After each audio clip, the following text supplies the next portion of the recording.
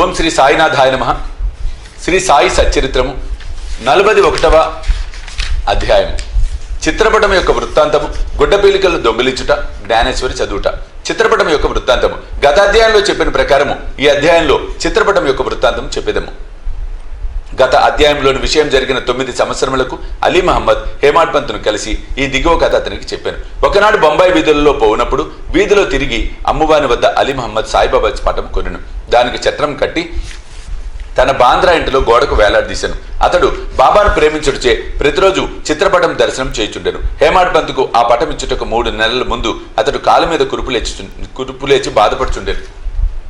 దాని శస్త్రచికిత్స జరిగాను. అప్పుడు అతడు బొంబాయిలో ఉన్న తన బావమరిదగు నూర్ మహమ్మద్ పీర్బాయ్ ఇంటిలో పడి ఉండెను.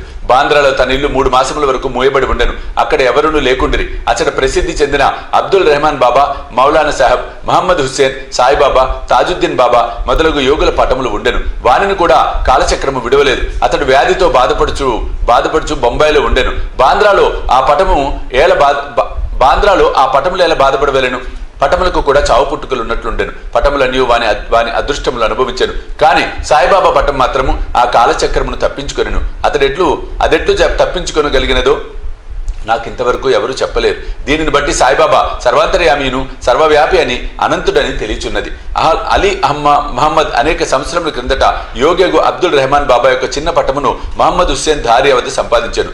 దానిని తన బావమరిదగు నూర్ మహమ్మద్ పీర్బాయ్కి ఇచ్చాను.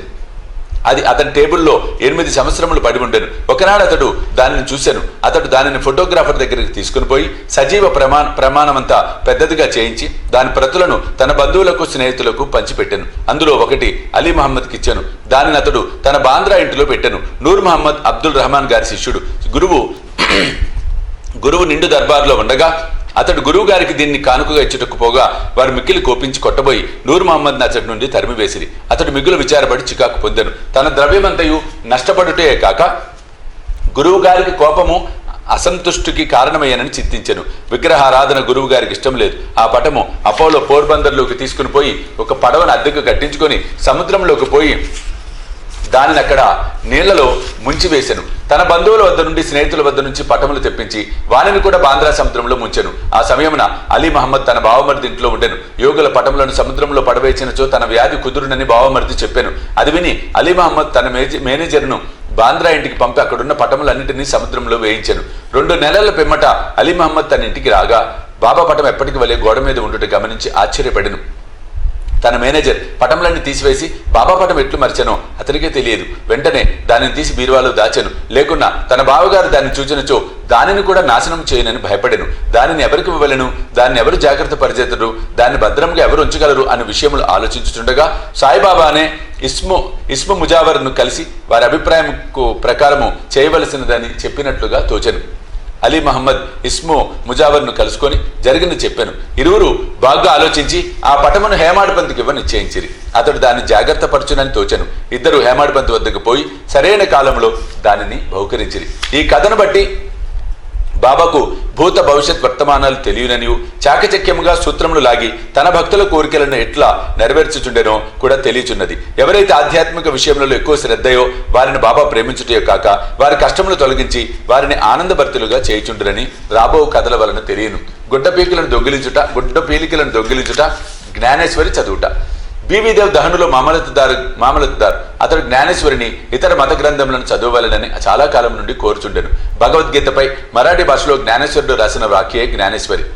ప్రతిదినము భగవద్గీతలో ఒక అధ్యాయమును ఇతర గ్రంథముల నుండి కొన్ని భాగములను పారాయణం చేయుచుండెను. కానీ జ్ఞానేశ్వరి ప్రారంభించగానే ఏవో అవాంతరములు ఏర్పడుచే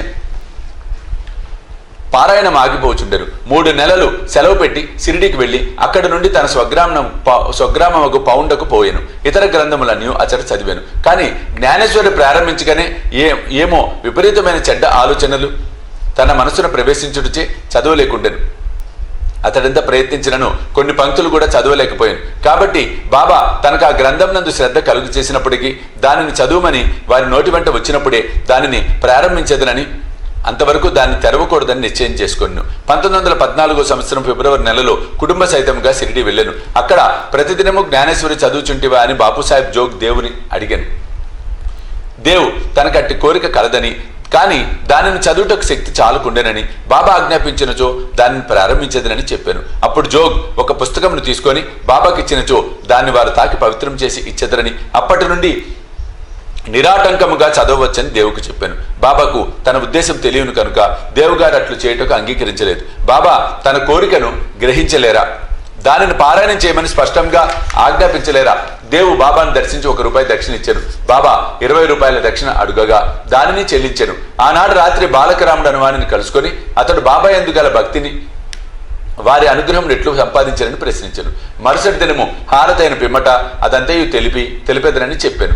ఆ మరుసటి దినము దర్శనం కొరకు దేవు వెళ్ళగా బాబా అతనిని ₹20 దక్షిణ ఇమ్మనను. వెంటనే దేవు దానిని చెల్లించెను. మసీదు నుండా జనులు నిండి ఉండుడిచే దేవు ఒక మూలకు పోయి కూర్చుండెను.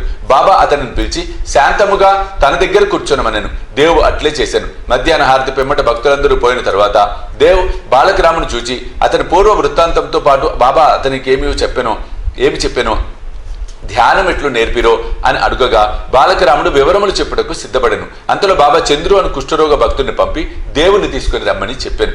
దేవు బాబా వద్దకు పోగా ఎవరితో ఏమి మాట్లాడుచుంటివి అని బాబా అడిగాను. బాలకరామునితో మాట్లాడుచుంటునని, బాబా కీర్తి వినుచుంటునని అతడు చెప్పాను. తిరిగి బాబా ₹25 దక్షిణ అడిగాను.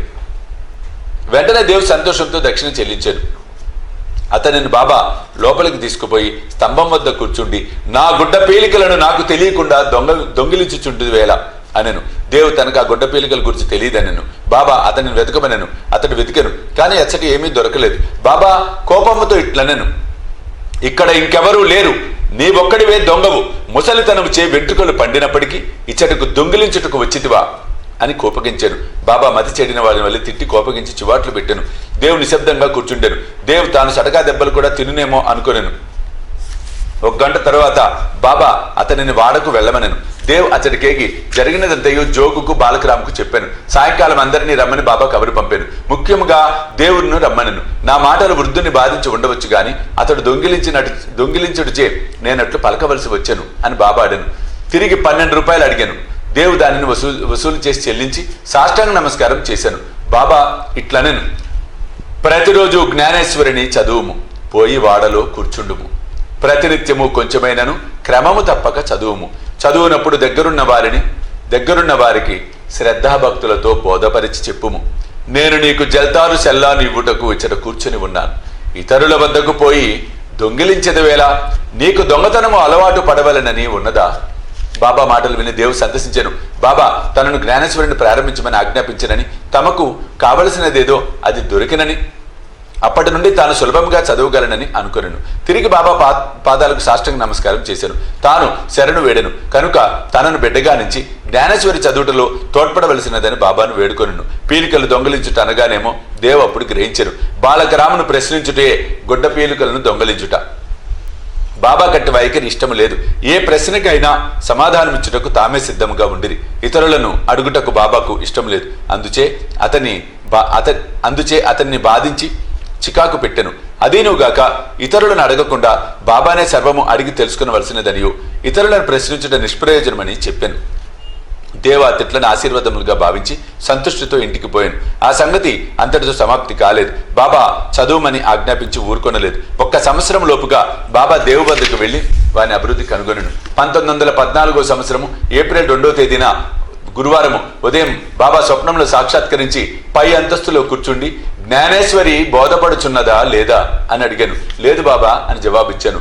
ఇంకెప్పుడు తెలుసుకొనిదెవు అనెను. దేవు కండ్ల తడిపెట్టుకొని నీ కృప వర్షించనిదే పారాయణము చికాకుగా ఉన్నది, బోధపడుటకు చాలా కష్టంగా ఉన్నది, నేను దీన్ని నిశ్చయముగా చెప్పుచున్నాను అనెను. బాబా చదువునప్పుడు నీవు తొందరపడుచున్నావు, నా ముందర చదువుము, నా సమక్షమును చదువుము. ఏమి చదవవలను బాబా? ఆధ్యాత్మ చదువుము. పుస్తకమును తీసుకుని వచ్చుటకు దేవు వెళ్ళను. అంతలో మెలకు వచ్చి కళ్ళు తెరిచాను. ఈ దృశ్యము చూసిన పిమ్మట దేవుకి ఎంత ఆనందము సంతోషము కలిగెను చదువరలే గ్రహింతురుగాక. 41వ అధ్యాయం సంపూర్ణము. సద్గురు శ్రీ సాయినాథ అర్పణమస్తు. శుభం భవతు.